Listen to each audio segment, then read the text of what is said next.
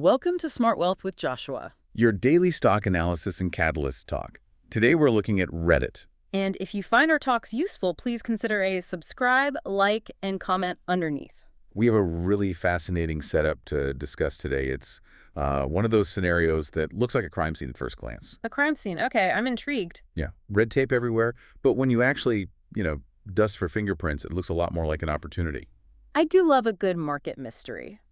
And looking at the charts for Reddit in early February 2026, mystery feels like an understatement. Right. We're talking about a company that dropped what looked like incredible numbers, and the market just treated it like radioactive waste. That is the setup. Yeah. Exactly. We are looking at the Q4 2025 earnings report, which hit the wires on February 5th. Okay. And if you were just watching the ticker tape, all you saw was a sell-off, the stock dropped, you just assumed they missed earnings. Or lowered guidance, or maybe the CEO quit, something like that. But none of that happened. I'm looking at the headline numbers here in our research stack, and they look, well, spectacular. So help me bridge this gap. Why does the market hate good news? This is what we call a classic contrarian setup. Yeah. It's driven by capitulation selling. Capitulation is a strong word. I mean, usually that implies investors are just throwing in the towel. They've lost hope. And that's the twist. The business isn't broken, it's actually booming. So what's capitulating? The valuation. Right, yeah. It's investors getting nervous that the high growth can't last. They sell because they fear the peak, not because the business is in a valley. Got it. Okay, so let's look at the reality then, the numbers. Okay, February 5th. Reddit posts revenue of $726 million for the quarter. $726 million. In the grand scheme of things, compared to the tech giants, not huge. But context is everything. What's the growth rate on that?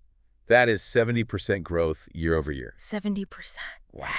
Stop there for a second. Most social platforms, your Snaps, your Pinterests, once they get this mature, they are fighting tooth and nail for, what, 15, maybe 20%? If they're lucky. 70% is. I mean, that's startup speed. It is massive. Yeah. And what wasn't just empty revenue growth either, where they spend $1 to make $1. Right. The bottom line. The bottom line, earnings per share, or EPS, came in at $1.24.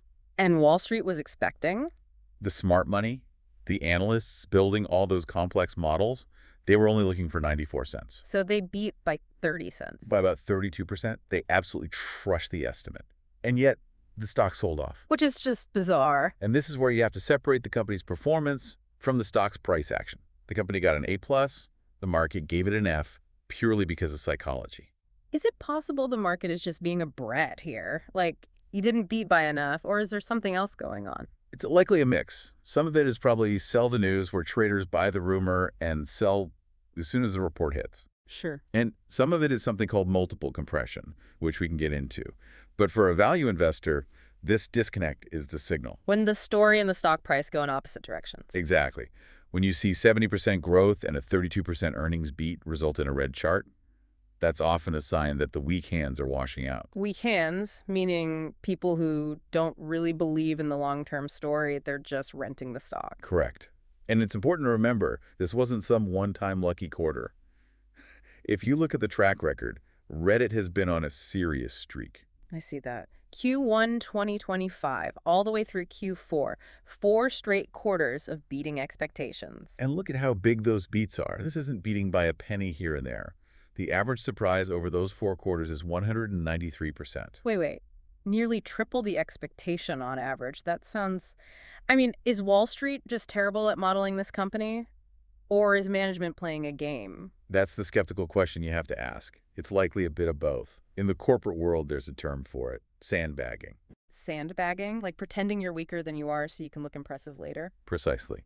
Management sets the guidance bar low on purpose, very conservative estimates, so they can easily jump over it on earnings day. Keeps the momentum story alive. It does. But even if they are sandbagging, you can't fake the sheer size of these beats. In Q1 of 2025, they beat by 550%. You can't sandbag that hard. No. Not unless the business is just fundamentally accelerating faster than anyone, maybe even the CFO, anticipated. It's moving faster than the spreadsheets can keep up with. That is the takeaway here. The business is becoming profitable at a rate that is surprising everyone. And the guidance for the future, well, it supports this. Okay, so what are they guiding for Q1 2026? The projection is now for an EPS of 57 cents. And comparing apples to apples, where were they a year ago? In Q1 2025, they were at 13 cents. So jumping from 13 cents to 57 is a 338% increase in earnings power, year over year. That is staggering. I mean, we're so used to seeing profitless growth in tech. You know, burn cash for users and figure out money later. Right. Reddit seems to have just skipped that phase and gone straight to profitable growth. And profitable growth is the holy grail. Yeah. It's rare. And speaking of profits, there was another signal in this report, maybe the loudest signal of all, that the market just completely ignored. You're talking about the capital allocation, the buyback? The $1 billion share repurchase program. Okay, I have to play devil's advocate here. Usually when a high-growth tech company announces a buyback, the market sees it as a red flag. It can, yeah. It signals, we ran out of ideas, we don't have anywhere better to invest this money, so we're just buying our own stock. Why is this different? That is a very valid concern.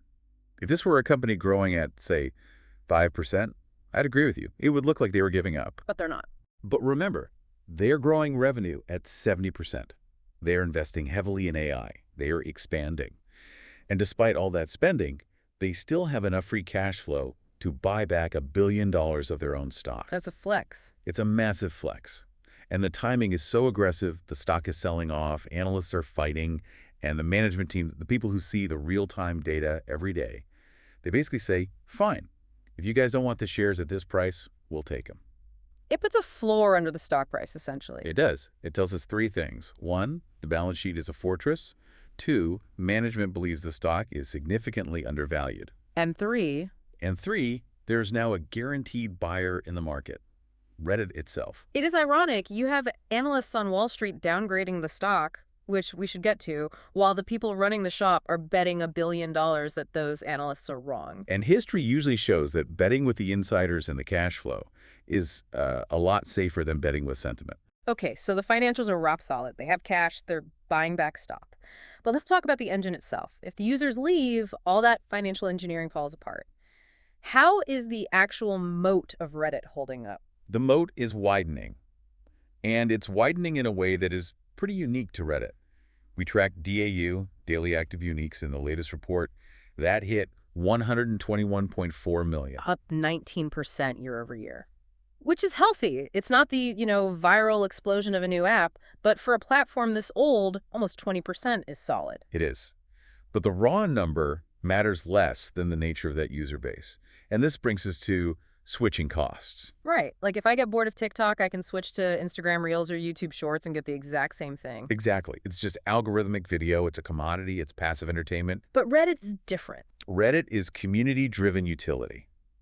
If you are part of a subreddit for, say, mechanical keyboard enthusiasts or a support group for a rare medical condition, you can't just move that to X or Discord. No, the value is in the history, the archive of knowledge, and the people who are there. That's it. That's a great point. I go to Reddit for answers, not just distraction. If I'm fixing my dishwasher, I want the Reddit thread from 3 years ago, not a TikTok dance. And that archive of answers is where their AI strategy comes in. Reddit isn't just selling ads anymore. They are realizing that their data, all those millions of authentic human conversations, is the perfect training food for AI models. So they are investing in AI not just to improve the site, but to monetize the data itself. Both. They are using AI to sharpen the discovery engine, which increases time on site. But the bigger play is that they own this incredibly valuable data layer. In a world where AI generates everything, authentic human discussion becomes a scarce, valuable resource. That's a moat that TikTok doesn't have. Not at all. Okay, so sticky user base, unique data, strong financials. Now we have to address the elephant in the room, the analyst battlefield. Looking at the notes from February 6th to the 9th, it seemed like a total mess. It was a tug of war. You rarely see this much divergence. On one side, you have the bulls. Truist Securities, they looked at that 70% growth, and they raised their price target to $275. Yeah. 275 is aggressive. They kept a buy rating. Kept the buy. They are looking at the earnings power. But then you look at the other side of the table. The bears. Or the cautious neutrals. Exactly. JP Morgan lowered their target to $200. Goldman Sachs dropped to $206. Oppenheimer went down to $250. That is a massive spread. The difference between the low end and the high end is $75 a share. That just screams uncertainty. Why are the big banks lowering targets if the earnings were a beat? This is the nuance. None of them are saying Reddit is a bad business. They're not saying revenue is shrinking. They're arguing about the valuation multiple. So it's a math argument, not a business argument. Correct. They're saying, okay, you're growing, but we aren't willing to pay 50 times earnings anymore. We'll only pay 40 times. The market is repricing Reddit from a speculative growth darling, where valuations are based on dreams, to a mature, profitable company, where valuations are based on hard math. So it's growing pains. The stock is graduating from the kids' table to the adults' table, and the adults are stricter with the checkbook. That is the perfect analogy, and right now the sentiment score is neutral to bearish because of those price cuts. But for a contrarian, that bearish sentiment is a green light. Because expectations have been reset lower. Exactly. It's much easier to beat a lowered bar in April than a hyped-up one. Speaking of the kids' table, there is this other external factor here that sounds scary, the regulatory crackdowns. We're seeing France, the UK, Spain, all of Europe talking about banning social media for minors under 15. This is a major headline risk for the whole sector. The screen time backlash is real. And usually, regulation just equals sell for these stocks. If you lose the teenagers, you lose the trendsetters. On the surface, yes. But this is where Reddit's unique demographic profile might actually turn this into a potential upside. How does losing users become an upside? Because Reddit barely has those users. Reddit's demographic skews much older than TikTok, Snap, or Instagram. It's largely 18 plus. The content is text-heavy, it's niche hobbies. It's not really built for a 13-year-old's attention span. So Reddit is already the adult room at the party? Pretty much. So imagine a scenario where these regulations hit TikTok and Instagram hard. They have to purge millions of accounts. Advertisers get scared of being associated with platforms under fire for harming kids. Where do those ad dollars go? They flee to safety. They go to the platform that naturally has the adults. Reddit becomes the safe harbor for ad spend. Plus, from a pure numbers standpoint, a 13-year-old doesn't have a credit card. They don't have purchasing power, so if you shed those non-paying users, your average revenue per user, your ARPU, might actually go up. It's a fascinating twist. The regulatory risk essentially clears out the competition's core demographic while leaving Reddit mostly untouched. That is a really sharp, counterintuitive insight. Okay, so we've covered the earnings beat, the buyback, the analyst confusion, and the regulatory bank shot. If I'm listening to this, what is the timeline? What's the next move? The next major catalyst is the Q1 2026 earnings report. That's expected around April 30th. So we have about a 3-month window. How do you play this? Well, the setup looks like a prime swing trade leading into that April 30th date. And the thesis for the trade is? The thesis is that this earnings beat streak is structural, not an accident. Wall Street is still underestimating their profitability. So if Reddit beats that 57-cent estimate in April, which, given their history of huge surprises, seems highly probable, then the stock has to re-rate higher. the multiple compression will end, and the price will have to catch up to the earnings. And what about for the long-term investor, the person who isn't trying to time a swing? It's a hold. You sit on your hands. The $1 billion buyback puts a floor under you, so your downside is somewhat limited compared to other tech stocks.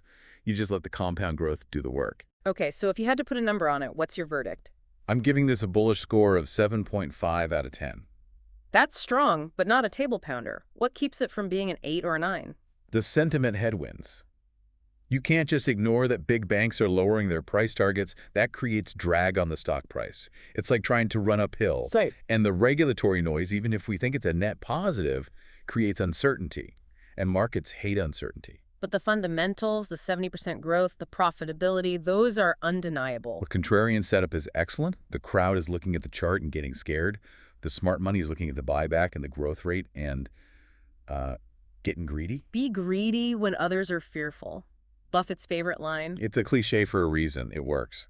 So to recap for our listeners, we have record profits, we have a massive $1 billion buyback program signaling insider confidence, we have a discounted stock price caused by what looks like temporary market confusion, Right. and we have a clear date on the calendar, April 30th, to watch for the next leg up. That's the summary. It's a classic dislocation between price and value. Well, that gives us plenty to think about. It sounds like whether you're looking for a swing trade or a long-term hold, Reddit is making a case for a spot in the portfolio. Absolutely. Just keep an eye on those analyst revisions in the coming weeks. If we see more upgrades like the one from Truist, that could be the spark that lights the fuse before April even gets here. We will definitely be keeping an eye on it.